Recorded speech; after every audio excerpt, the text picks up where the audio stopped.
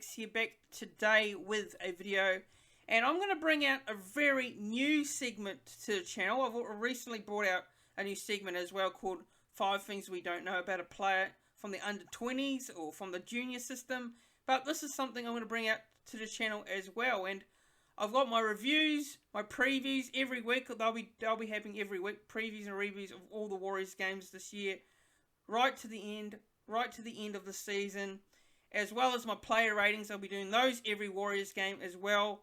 And yeah, look, I thought, why not do this little new segment that I'm going to be bringing out?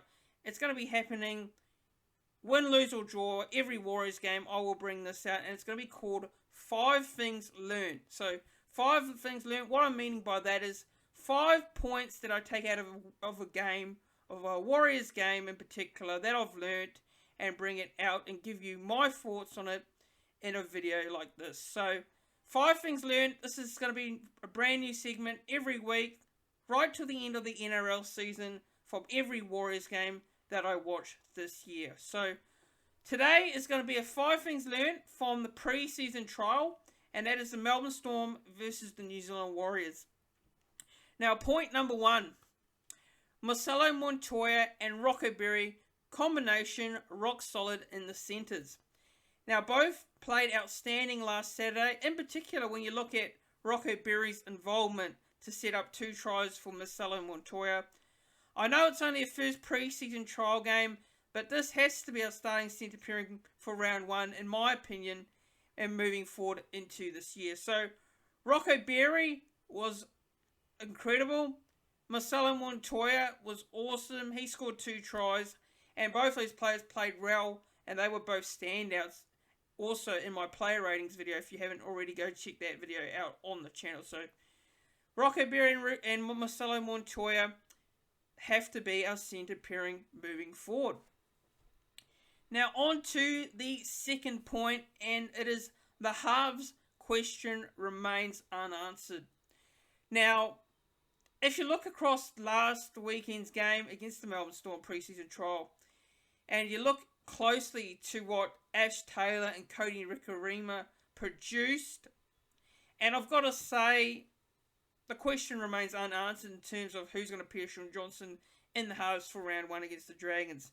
Now, there were glimpses for me for Cody Nikorima in the game that he played well in some parts, but also there was in some parts where he needed to step up a bit more. So Cody Nikorima, I thought he showed those glimpses that he can be a good starting half, but he also showed glimpses where he needs to improve on. As for Ash Taylor, I thought Ash Taylor's involvement in the game against the Melbourne Storm was pretty quiet.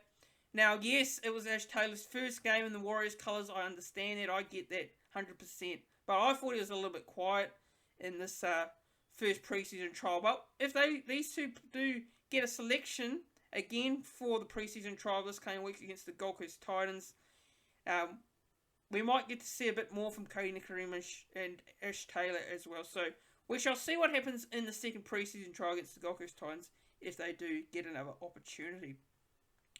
Now on to the third point is young players stamp their mark for future selections. Now we saw the likes of some very different players on the field come on and get some minutes. The likes of Jaden Corrigan, Garrett Smith, Junior Ratuva. And I think they all impressed. They all impressed coming on for some minutes, as well as the Kipu twins as well, getting their opportunity.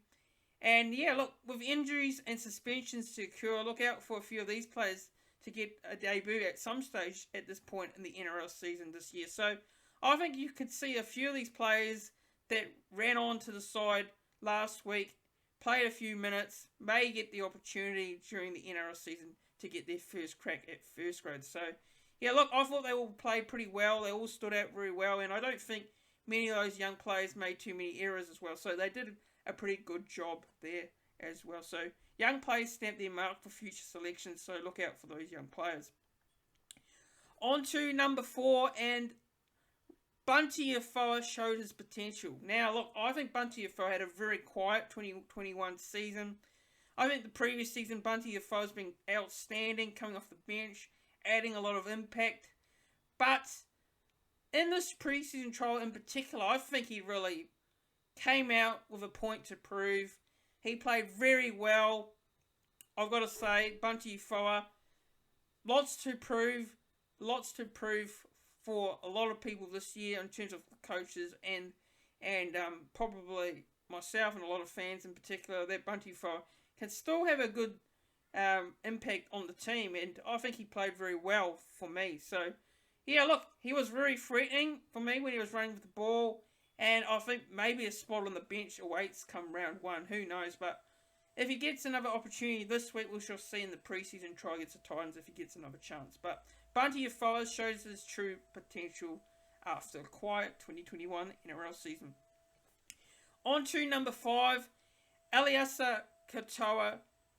Look, I've got to say, he has trimmed down massively. He looks very fit. He looks a lot fit and a lot bigger. And he does look a lot different to last year. And I think he's a player that maybe a lot of people, and myself included, expected a lot more after his good rookie season in 2020 season, where he was close to the Rookie of the Year award, but he just missed out.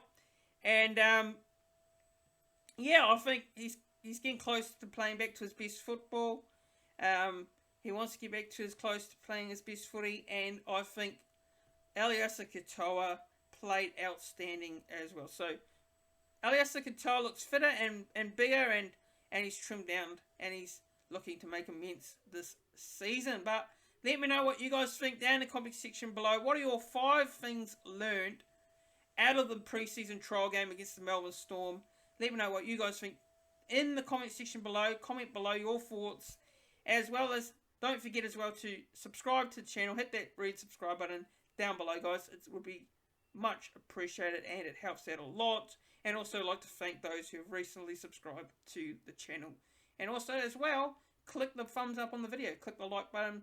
Click the bell so you don't miss a notification when I do a new video or do a live stream coming up. And yeah, thanks guys for watching, and I'll see you all in the next video.